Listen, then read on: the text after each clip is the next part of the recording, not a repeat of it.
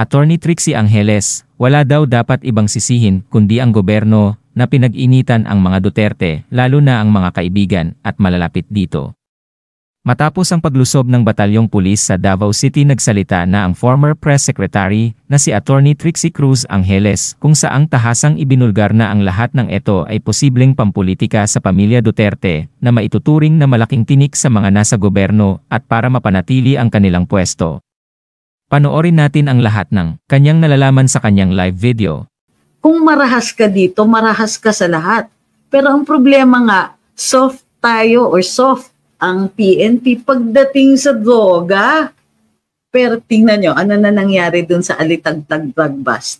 Narinig na ba tayo tungkol dun sa nangyari dun sa sa driver ng van? Or, ang tingin ko dito, political. So, ito nga, overkill. Kaya pwedeng i-decry yan. Kasi gusto naman ng mga tao sa KOJC compound na sumunod sa batas. Pinapasok nila ang arresting team. Pinakita nila na wala naman po doon si Pastor at yung mga ibang mga akusado na nakasaad ang pangalan sa warrant of arrest. So, kung maayos sa umpisa pa lang, edi maaga pa lang nakapasok na ng maayos ang PNP. Ngunit nagkakaroon ng matinding pangamba at napopoliticize itong pangamba na ito. Kung maayos sana ang pakikitungo at hindi nagkaroon ng pagtatagal sa loob ng compound. Kasi ngayon nagkaroon na ng suspicions tungkol doon sa mga tanim, either tanim ng kontrabando o tanim ng mga illegal na surveillance mechanisms or surveillance appliances, so to speak, o kaya equipment. So, hindi po mapalagay ang mga tao na nasa loob. At politically speaking, napakalaki naman na coincidence ito na ang kaalyado ni Pangulong Duterte nabuhay ang kaso, napakitaan ng extreme na amount or number of forces sa pagsuserve ng warrant of arrest samantalang wala namang history ng karahasan na ginagamit at tinurn over na po ang mga armas na dating lisensyado. So, walang choice or halos hindi mo na mabiblame talaga ang mga tao kung iniisip nila na politika ito. Parang ginagawa silang example. At bakit parang parati na lang Davao?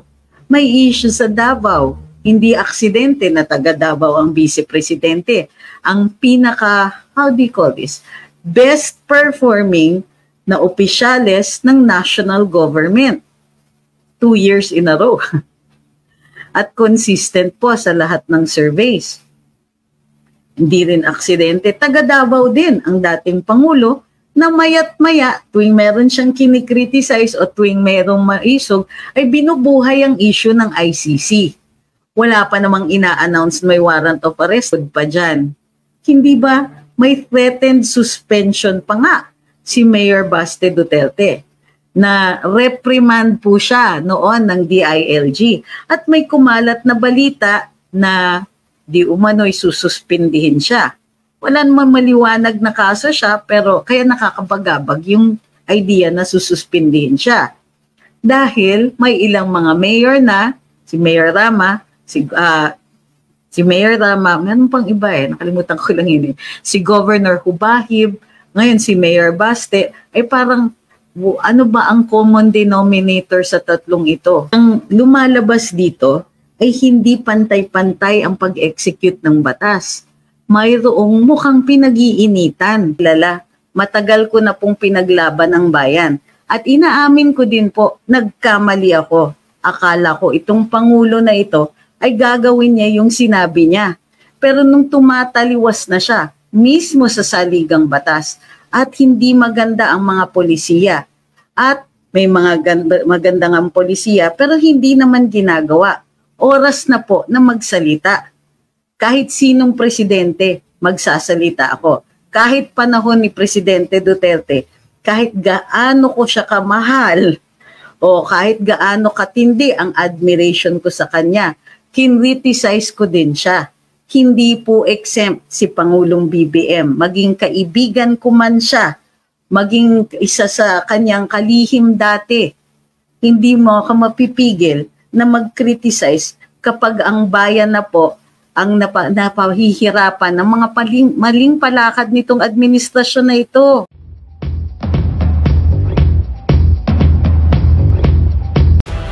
Tama ba ang reaksyon ng mga miyembro doon? Given the confusion, reasonable pa rin po yung kanilang reaksyon. Maaari naman nilang itiman kung ano ang basis ng pagpasok ng mga PNP at kung ito ay legal, may obligasyon din po silang papasukin ng mga yon. Ngunit nagkagulo sa umpisa dahil nga hindi maliwanag ang pakay.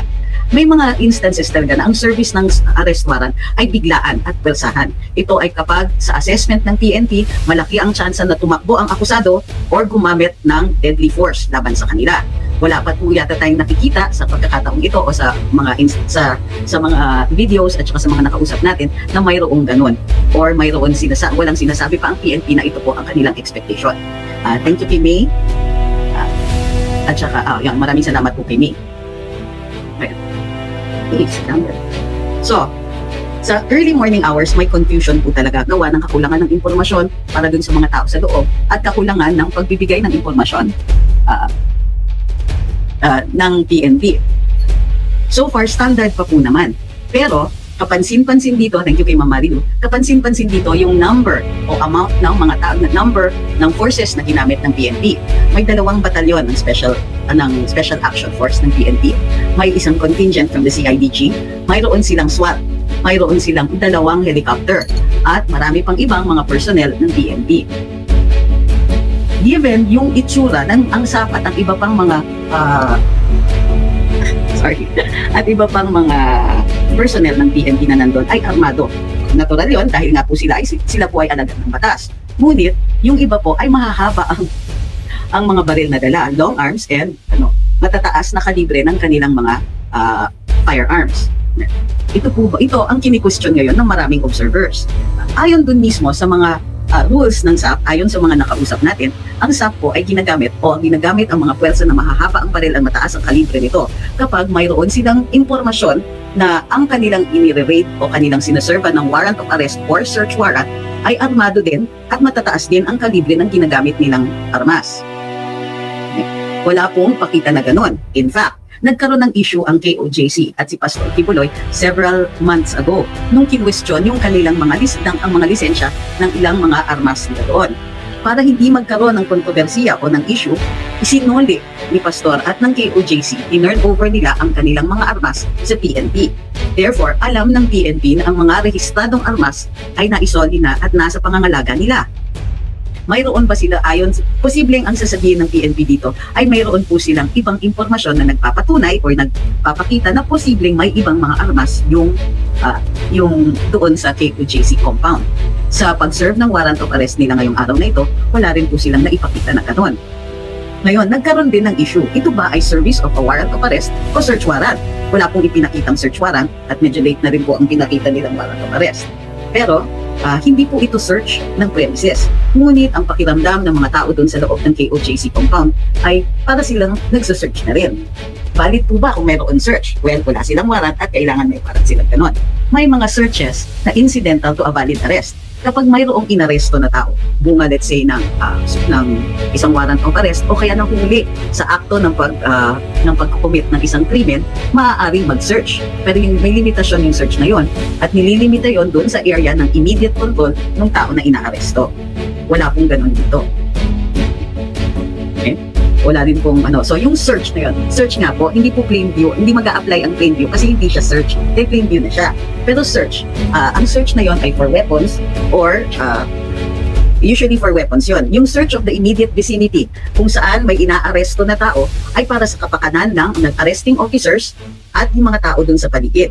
Kung mayroong makuha na kontrabando o kaya ebidensya doon sa paligid na yon, ay maaari siyang isumite bilang ebidensya dun sa kaso. Sabi ni Mike Pisces, yung SAP, di taga Davao City yan, pinadala ni BBM 2 batalyon dito sa Davao. Opo, ni-report nga po natin yan nung sila ay bagong dating. In fact, dumating sa Davao ang 2 batalyon ng SAP after mag-relieve ng mga 35 mga personnel ng Davao Police Force. Ngayon, So ulitin natin. Valid po ang warrant of arrest or hindi pa siya naki-question sa ngayon. So considered valid yan. Valid po na mag-serve sila ng warrant of arrest sa lahat ng mga known locations.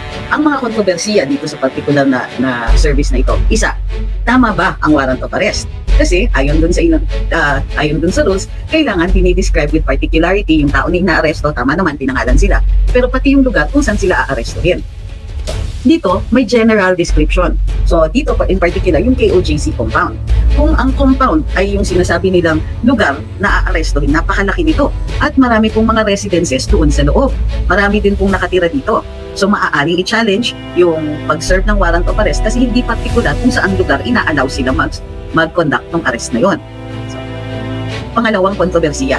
Rasunable po ba ang paggamit ng SAP at ng mga may pakitang mga baril na matataas ang kalibre at mahahaba? Mayroon pa silang 2 helicopter at di umano'y may mga report na posibleng gumamit pa ng drone sa ibang mga lugar kung saan nag-serve ng warrant of arrest. So, ang standard na ginagamit ng ating mga hukuman dito ay kung rasunable yung paggamit ng puwersa at paggamit ng mga personnel at kung ilang personnel ang ginamit nila. Ganun po ba ka-dangerous yung pag-serve ng warrant? May history ba ang mga tao dun sa lugar na yon na gumagamit ng puwersa na iligal?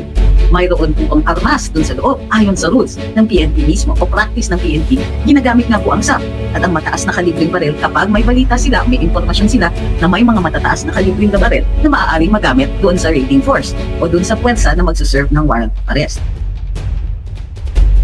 Dito sa kaso nga na ito, walang history ng violence. Ito ay simbahan. May mga lugar dito kung saan andyan ang mga bata dahil pumapasok sila sa school. Maraming menor de edad. At gabi po, taken by surprise yung mga tao. So, mababa po ang danger at mababa po yung possibility. So, maaaring questionin ng mga respondents o ng mga akusado o ng mga tao doon sa loob ng KOJC compound yung paggamit ng ganyang klaseng puwersa sa mga sibilyan na hindi armado at walang history ng paggamit ng violence. Ano pa ang ibang posibleng mga kontrobersiya dito na maaaring questionin? Yung pong pagpasok at hindi nagpakilala at hindi nagpakita ng warrant of arrest. Generally, ang rule dyan ay kailangan ipakita yung warrant of arrest nang sa gayon nalalaman ng mga tao sa loob na legal na proseso ang ginagamit dito. Ano po ang remedyo? Ano po ang maaaring gawin ng mga respondents dito, yung mga taong naantala, mga taong natakot, yung mga nasira ng mga fences at saka gates dito sa pagpasok? Well, maaari gumamit ng reasonable force sa pag-serve ng warrant of arrest. Ulitin ko po yun. Maaaring gumamit ng puwersa ang raiding team or arresting team. Kung ang puwersang ito ay reasonable. Ano ang reasonable dito? So, ang paggamit ng puwersa, well, unang-una, kailangan alam ng mga tao sa loob na mayroong service ng warrant of arrest, na sila ay alagad ng batas at inatasan na mag-serve. At legal ang lahat ng ito. Thank you kay Ma'am Marilu. Walang pagkakataon, ayon dun sa mga nakausap natin, walang pagkakataon na malaman ng mga tao sa loob na ang raiding team na ito ay legal o kung ano man ang ginagawa nila doon.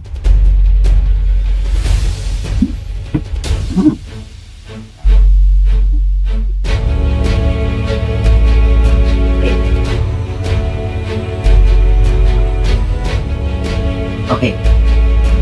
So, maaaring questionin yung paraan na ginamit ng raiding team dito, ng arresting team sa pagpasok doon sa KOJC at sa Glory Mountain. Doon sa Glory Mountain, mayroon pang ni-raise na isa pang issue, laglag bala. Dahil yung isang miyembro ng arresting team, ay nakita ng isang witness, ng isang saksi na naghulog ng bala doon sa loob ng compound. Kung hindi pinoint out ng saksi na yon, ay maiiwan yung bala na yon. Nagkaroon ngayon ng concern. Baka nagtatanim sila either ng kontrabando o ng mga katulad ng nangyari sa Glory Mountain, bala, o na maaaring gamitin na ebidensya laban sa mga tao doon sa loob o dagdag kaso doon sa mga tao na inaaresto. Mayroon pang tanong, bakit may SWAT? Wala namang pong armado doon sa loob ng compound. At napatunayan ito dahil pinapasok eventually matapos ang negosasyon ay napinapasok ang arresting team at wala naman pong nakita doon na mga barel o wala ring pinakita yung mga tao sa loob na sila ay gagamit ng illegal na puwersa. So, sabi ni Jude B, what if this is deliberate to sabotage the raid? Bakit tayo nagtatanong ng hypotheticals? What do you mean by what if this is? Anong tinatanong ninyo? Kung ano ang magiging consequence nito? Abay, unang-una, papatunayan yan. Pangalawa, napakatindi ng hypothetical na yan. Wala tayong ebidensya dyan. And therefore, we cannot even hazard a guess as to what the effects will be since that seems rather far-fetched right now. Tinanong niya, may news pa about sa pagbubusob ng mga sundalo at pulis? Wala pong sundalo, pulis lang po. Let's be fair, okay? Yes, may news naman po.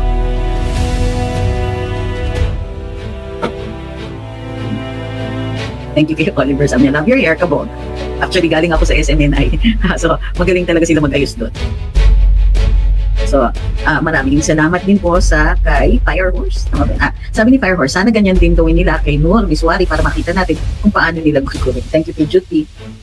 So, naging issue din po sa loob ng compound ng KOJC dahil nagtagal po sa loob at hanggang ngayon ay nandun pa rin ang mga pwersa ng PNP.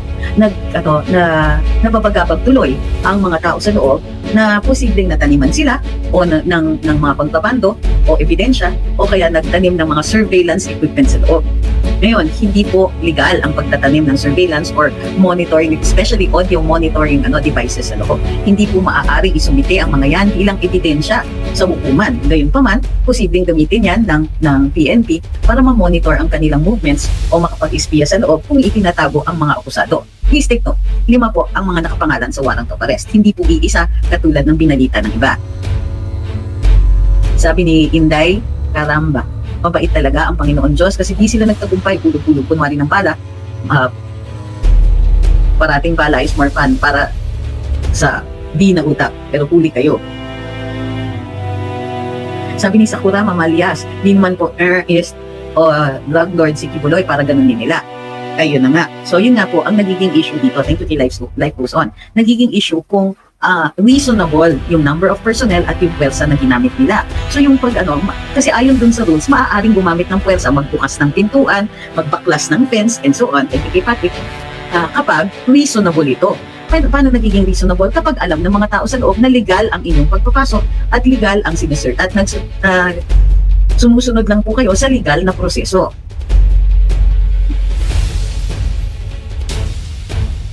Sabi ni AJB, so are you saying the arrest was overkill? There was no arrest, ma'am. So how can you say the arrest was overkill? What we're saying is that it is possible that the forces that they used were unreasonable and unnecessary because based on the evidence, there are no known firearms inside. Lahat ng mga lisensyadong firearms ay na-turn over na at wala namang ebidensya ang PNP that there are other forms of firearms there that were not registered. Furthermore, there is no history of the use of violence in these areas.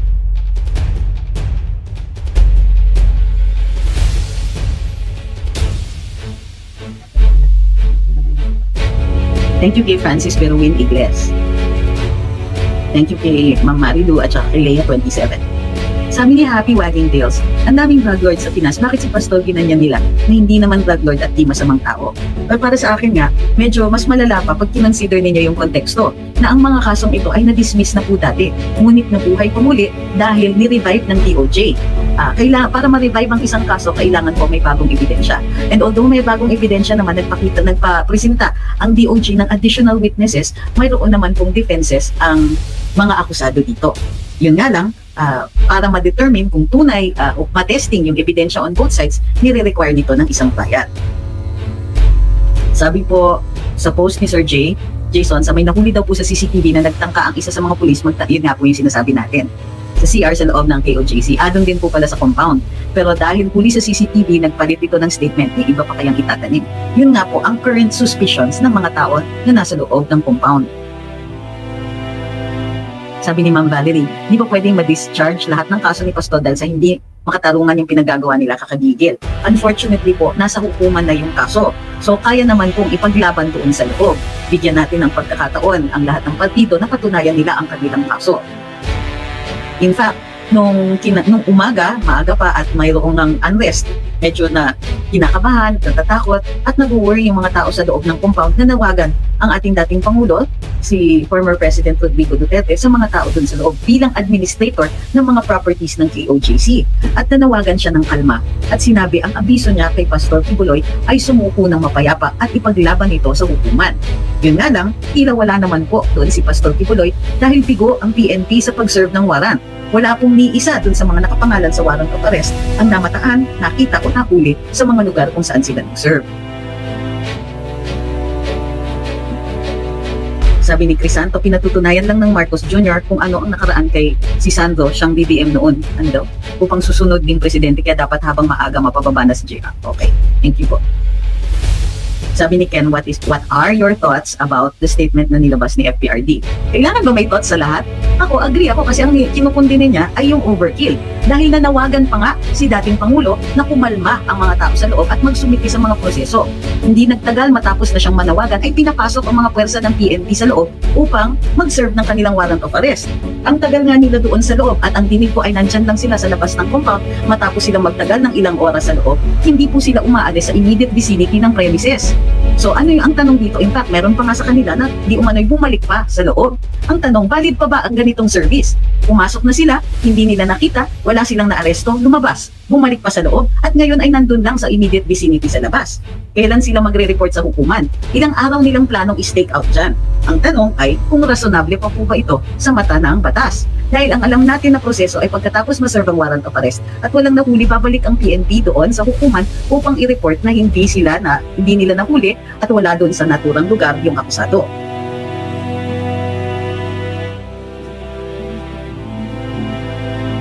Sabi ni Merlin, tanong ko lang po bakit kailangan nilang buhayin ng kaso ay napakaraming dapat ayusin sa Pilipinas. Well, kasi ang sinasabi ng DOJ ay may krimen pa rin na nangyari. At dahil mayroon silang bagong ebidensya, kailangan magkaroon ng hustisya ang mga biktima nito.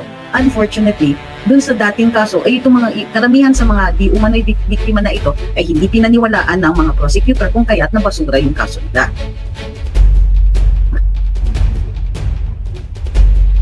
KitKat says, is it right to arrest if what's in your hand is a search warrant?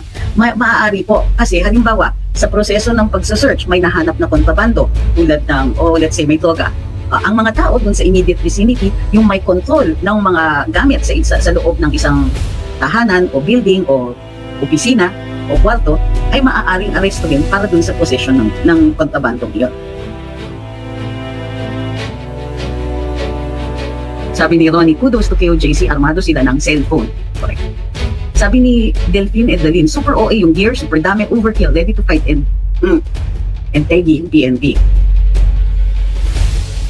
Sabi ni Nars, tama po ito, hindi ko nasabi. Sabi niya, tulad nung pagdating ng mga pulis, nakiusap na ang mga miyembro ng KOJC na intayin ang kanilang mga abogado bago sila mag-serve ng warrant.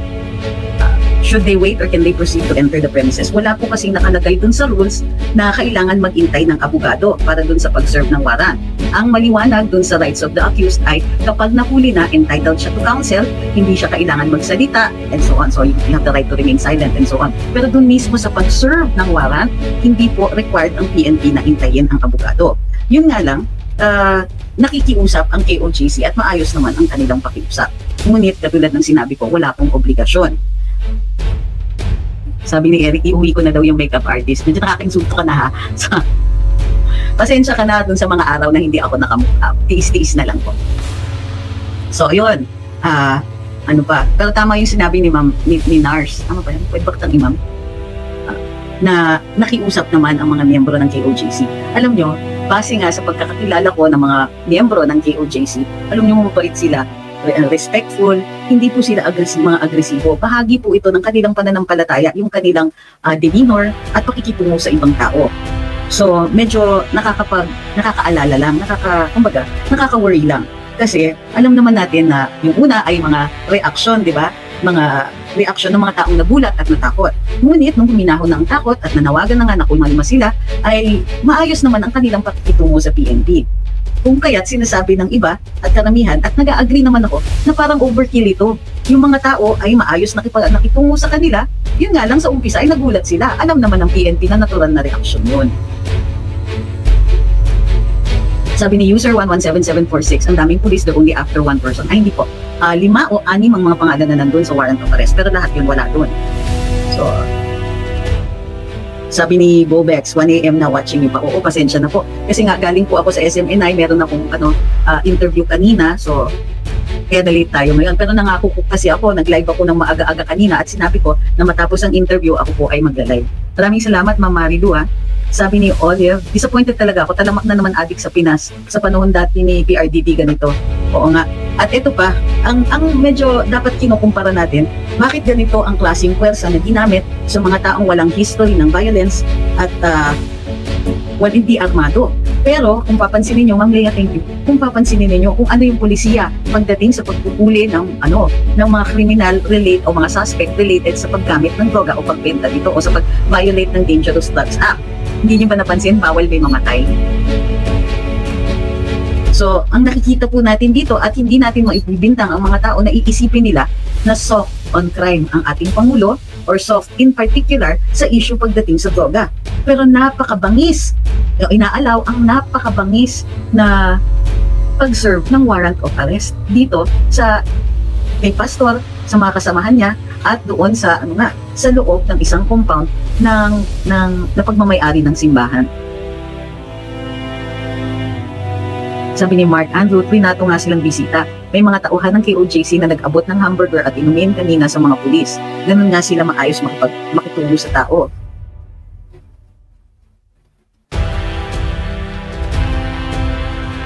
Sabi ni Vinci 23, kala ko dati kakampi ng Presidente PBBM ito. Uy, doble-doble po yung letter B ninyo. Presidente tapos PBBM pa. Sir, wala po akong kakampi kundi ang mga citizens ng Republika ng Pilipinas. Walang kampihan dito kung di pagkakampi sa pagkatama sa saligang batas sa tamang pamamalakad.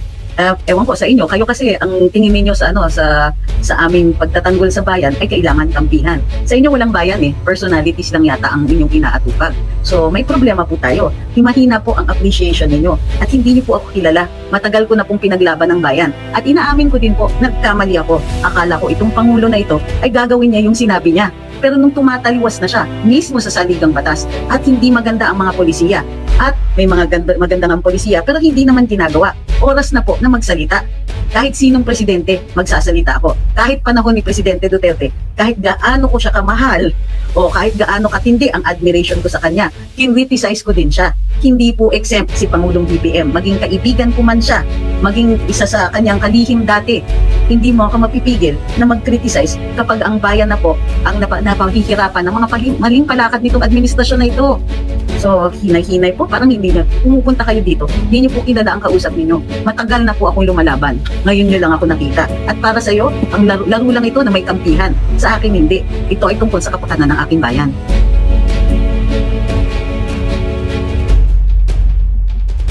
Sabi ni Mang Valerie, mga kasutil, bagong lahat, huwag kalimutan like, follow, share, subscribe. Sabi ni Aris, di ko po kayo nakilala, kalmo ko si Chinchin Gutierrez. Alam mo, madre ako. Madre na siya Sabi ni Andy, sana naman tumanaw ng utang na loob kay Presidente Duterte dahil inaayos ni PRD ang buhay nila at pamilya nila. Opo, as long as ang pagtanaw ng utang na loob ay hindi taliwas sa batas. So yun po ang magiging excuse nila. Para sa akin, hindi to tungkol sa utang na loob. Ngunit sa maayos o pantay-pantay na pag-execute ng batas. Equal protection of the laws, kumbaga. Kung marahas ka dito, marahas ka sa lahat. Pero ang problema nga, soft tayo or soft ang PNP pagdating sa droga. Pero tingnan nyo, ano na nangyari dun sa Alitagtag Bust? Narinig na ba tayo tungkol dun sa nangyari dun sa sa driver ng van? Hi kay Ma'am Kelly Ramos.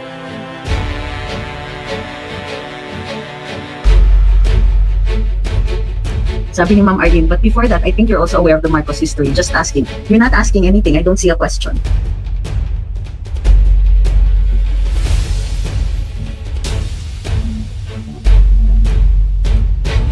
Sabi ni Langap, kung sa ginawa ba ng PNP na overkill sa pag-issue ng hindi issue, pag-serve po, ang nag-i-issue ng warrant ay ang hukuman. AACQ at yung mga personalidad at politiko na walang imik pag sa inyo na ginawa ito, kahit sa ibang admin, huwag na kayong magreklamo. Sabi ni Ami, mayroon pong gigil ang pag-serve ng warrant of arrest. Masyado namang obvious si PBBM para shutdown at pumupunta sa admin niya. Sabi ni Matthew, good to hear from you. You regret the support for BBM dahil sa paglabag sa saligang batas. Yeah. Doon pa lang nga sa People's Initiative, di ba? Doon talaga nag-umpisa kami magsalita uli. Pero before that po, nagsasalita din po kami. Pero mostly tuon sa mga polisiya na hindi tama.